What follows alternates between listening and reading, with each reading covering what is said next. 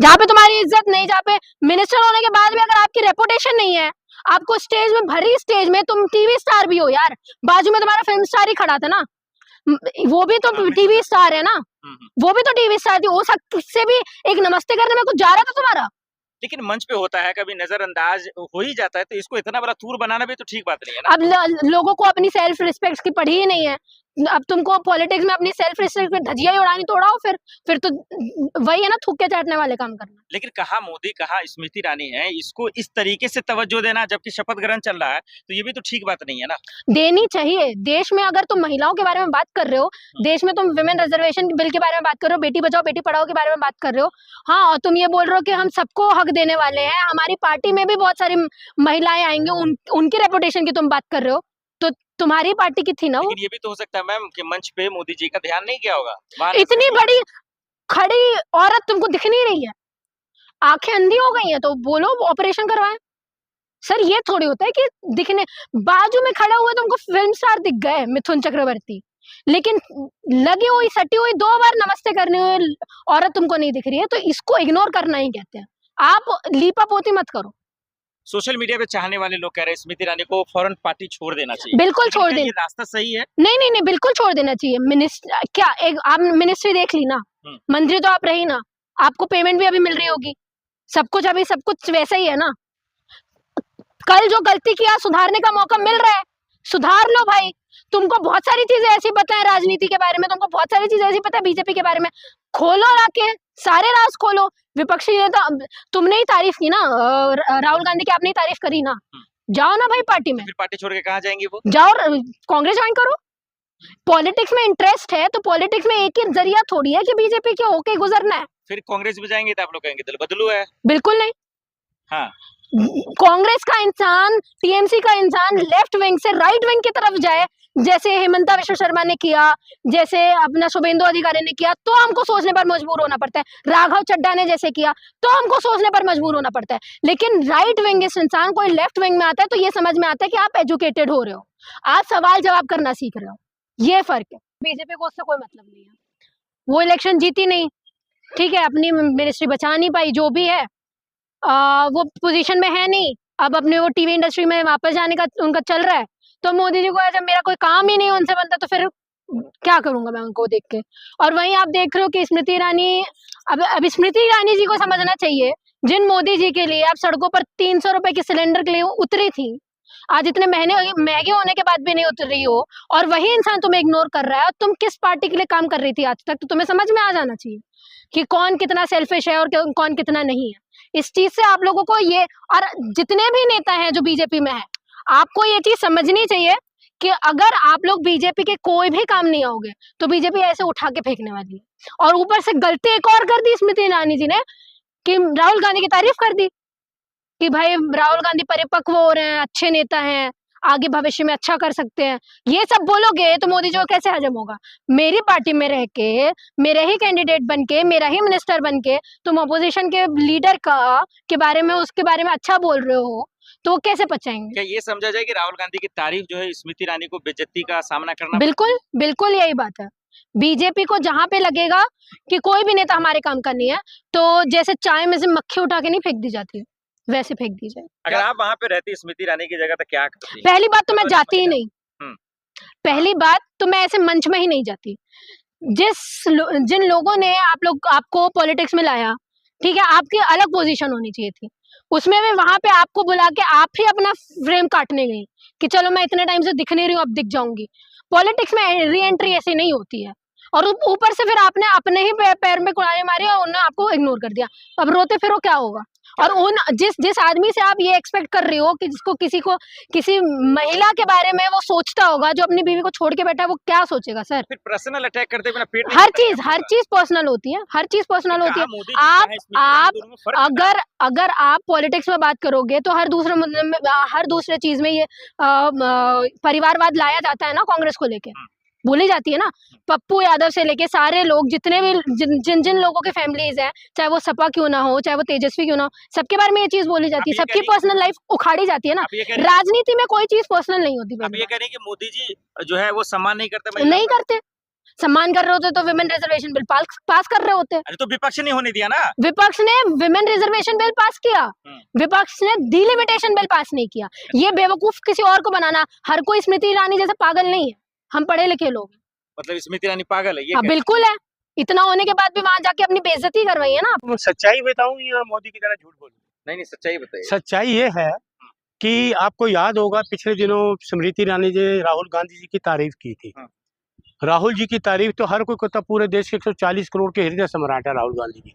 हर कोई उनको मिलने से चाहता कि राहुल जी से मिलूं, उनके पास जाऊं, बात करूं, तो राहुल जी को प्रेम करते 140 करोड़ लोग।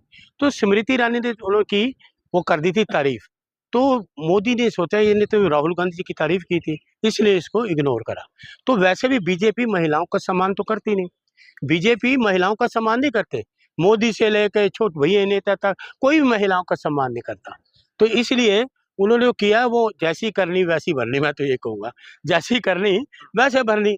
तो आप ये कह रहे हैं कि राहुल गांधी की तारीफ की स्मृति ईरानी जी ने, इस वजह से मोदी जी सजा दे रहे हैं? बिल्कुल बिल्कुल, तो मैं आपको ये बता रहा हूँ क्योंकि उन्होंने देखिए ऐसा चाहे कोई भी हो, हर आदमी राहुल जी की तारीफ करता है। बीजेपी में इतने लोग हैं तो राहुल जी की तारीफ करते हैं। कई लोग बताते हैं बीजेपी की कि राहुल जी आप प्रधानमंत्री बनो, ये कमजोर डरपोक प्रधानमंत्री, कहाँ हम इसके बीच में फंसे हुए हैं। कई लोगों करते हैं, फोन करते हैं हमें, कई कार्यकर्ता हैं यार कहाँ है हमारा प्रधानमंत्री कमजोर डरपोक जो हर चीज में डरपोक। मोदी जी तो महिलाओं का अपमान कर रहा है, ये सिर्फ स्मृति ईरानी नहीं, वहाँ पे कोई और होती तो भी ये अपमान होता। महिलाओं का अपमान देखिए आप क्या किया आपने, बताइए मणिपुर में, बताइए।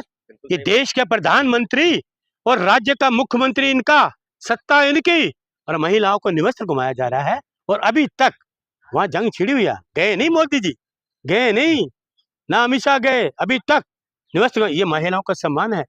पहलवान जो दिल्ली की राजधानी, भारत की राजधानी जंतर मंतर पर पांव के थले रोंदा गया जिस दिन उद्घाटन, विनेश फोगाट, साक्षी मलिक जो भी थे, उसमें भी प्रियंका जी गई, टिकैत जी गए, आपके हुड्डा साहब गए, सारे लोग आए कांग्रेस के। आप हाथरस जिंदा जला दिया, कहाँ थे मोदी जी? इनके IT सेल के लोग वहाँ जो इनकी वाराणसी में कैंपस में जाते हैं, वहाँ BHU में लड़की को उठाते हैं, रेप करते हैं, वीडियो बनाते हैं, प्रधानमंत्री का प्रचार करते हैं। ये है नारी सम्मान।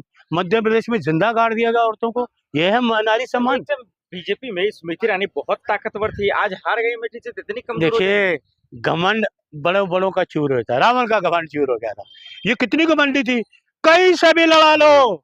देखिए मेरे तो वैसे कांग्रेस ने मुझे कहा हुआ है क्या महिलाओं का वो नहीं करते, इसलिए तो कह रहा हूं। देखिए लेकिन जो बात ये मैं अपमान की नहीं, ये स्मृति जी ने कहा था कि मैं कहीं से लड़ूं, राहुल जी मेरे सामने लड़ने मैं दिखा दूंगी।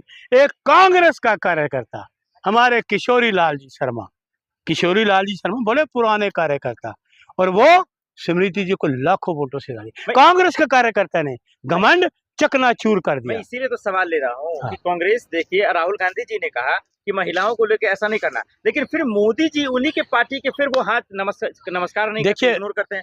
ये तो महिलाओं का अपमान है। देखिए कहते हैं ना वो क्या होता है, चालाकी जो है ना कुछ देर तक चलती है, ज्यादा देर नहीं चलती। झूठ भी कुछ देर तक चलता है, ज्यादा नहीं चलता। झूठ के पैर नहीं होते, ठीक है ना। वो अब क्या हुआ, कई सोशल मीडिया पे मैंने अब ये भी देखा कि ऐसी कोई बात ही नहीं। जब उनको पता है ये ऐसा हुआ तो ऐसी कोई बात ही नहीं। अगर ऐसी कोई बात नहीं तो हम देख लेते, मिला लेते हाथ। ऐसी कोई बात नहीं, मिला लेते हाथ। तो इग्नोर तो मुद्दा तो बनता है, लेकिन हमें इनकी पार्टी का क्या लेना देना। कोई सुन लीजिए मेरी बात सुनिए, देखिए महिलाओं का भी अपमान, देखिए उसमें महिलाओं को अपमान तो बीजेपी करती है, बीजेपी सम्मान नहीं कर सकती। इतने नेता पकड़े जा रहे हैं रोज दुष्कर्म करते हुए, भारतीय जनता पार्टी के नेता दुष्कर्म करते हुए।